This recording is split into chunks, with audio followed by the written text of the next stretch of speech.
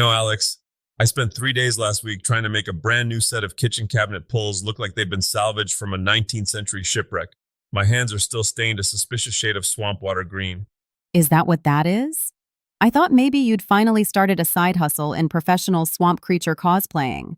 Why are we making new things look like they've been sitting at the bottom of the Atlantic anyway? Because there's a certain soul in an object that's been chewed on by time. But the problem is, nature takes 30 years to give you a good crusty verdigris, and my client wanted her kitchen done by Friday. So we play God with chemistry. Right, except when you play God in the shop, usually something ends up smoking or smelling like rotten eggs. Well, you aren't wrong. Today we're diving into the dark arts of patinas and aging. We're talking about how to turn shiny, just off-the-shelf metal and wood into something that looks like it has a story to tell, without actually waiting a few decades for the oxygen to do the heavy lifting. I've seen some of these distressed pieces at high-end furniture stores. It's a fine line between antique chic and, I found this in a dumpster behind a damp warehouse. How do you keep it from looking fake? That's the catch. Real aging isn't uniform. It happens in the crevices, the spots where hands touch, the corners where moisture pools. Most beginners just slop a chemical on the whole thing and call it a day, and it ends up looking like a bad paint job. You have to think like the rain. You have to ask yourself, if I were a drop of water sitting on this bronze lion, where would I hang out the longest? So you're telling me I have to have an existential crisis as a raindrop to get a good finish? Great. Let's start with the basics. If I have a wooden table or a metal frame, what's the first thing I'm actually doing to it? Preparation is where most folks trip over the finish line before the race even starts. For metal, you have to get the oils off. If you've touched that steel with your bare fingers, your fingerprints are going to show up in the patina like a forensic crime scene. I use a good industrial cleaner or even just high-strength heat to strip it back to its bare bones. And for wood? I assume you're not just hitting it with a hammer, though I've seen you do that when you're frustrated. Sometimes the hammer is a legitimate design choice, but for wood, you're looking for tannin manipulation. You're trying to coax the natural chemistry of the wood to the surface. It's like brewing a very large, furniture-shaped cup of tea. You actually mentioned coffee grounds earlier when we were looking at some research. Is that a real thing or just a way to make the shop smell better? Oh, it's real. I've used a mixture of hairspray and coffee grounds to get a gritty, rusted-out texture on props before. The hairspray acts as a tacky binder, and the coffee gives you that organic, irregular chunkiness that real rust has. Hairspray? You're really leaning into the 80s glam rock school of woodworking. Whatever works. But if you want to get serious, you're looking at products like Sculpt Nouveau or Dixie Belle. These companies have figured out how to put actual metal particles into a liquid base.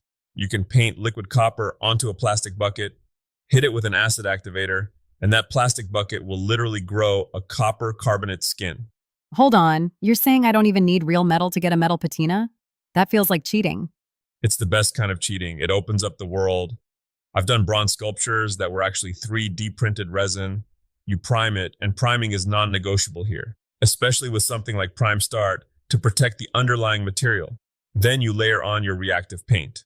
While the second coat is still tacky, you missed on your activator.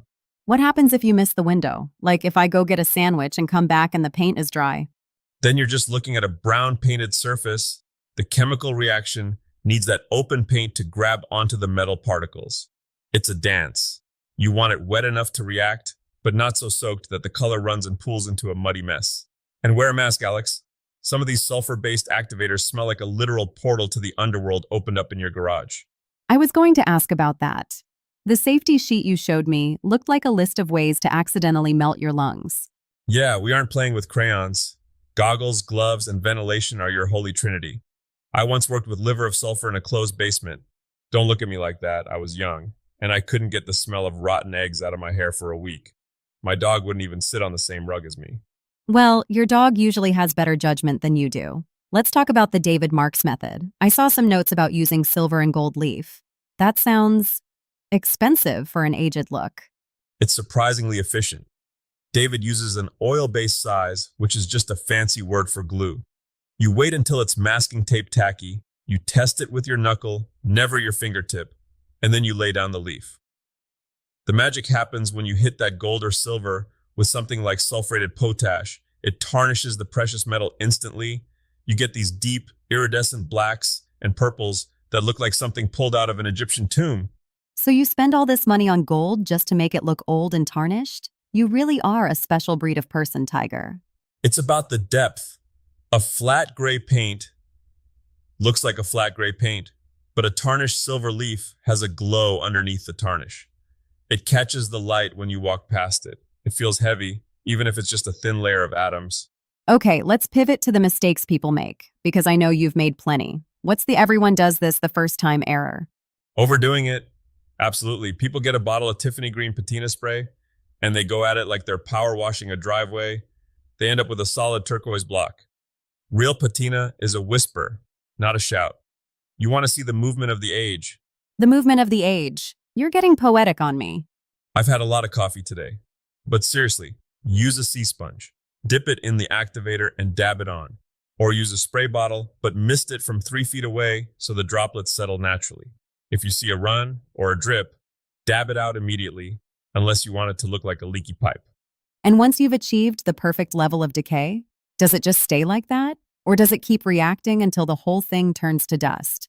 That's the sealer chapter of the book. If you don't stop the reaction, it will keep going. I've seen pieces where the patina eventually ate through the base coat because the maker didn't neutralize it.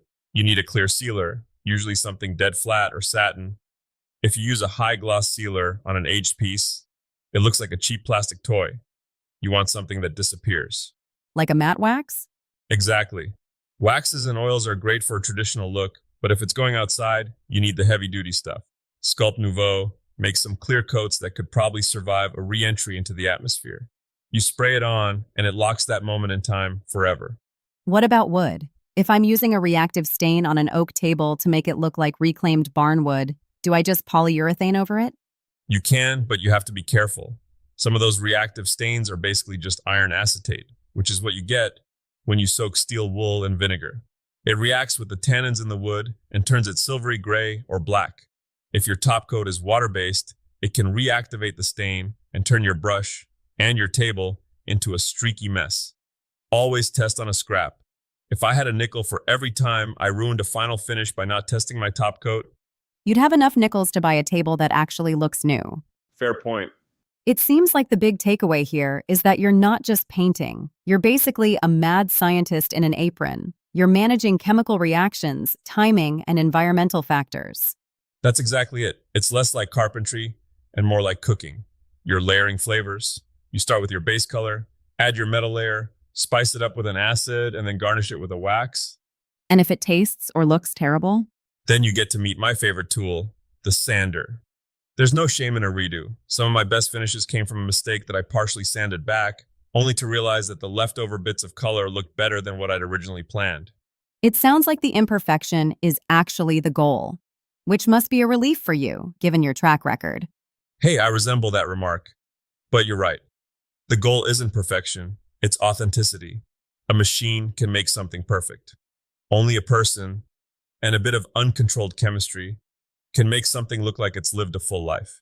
I think that's a good place to wrap. For everyone listening, go out, buy some steel wool and vinegar, and start experimenting. Just maybe do it outside. Definitely outside. Don't make your family hate you because the house smells like a Roman bathhouse.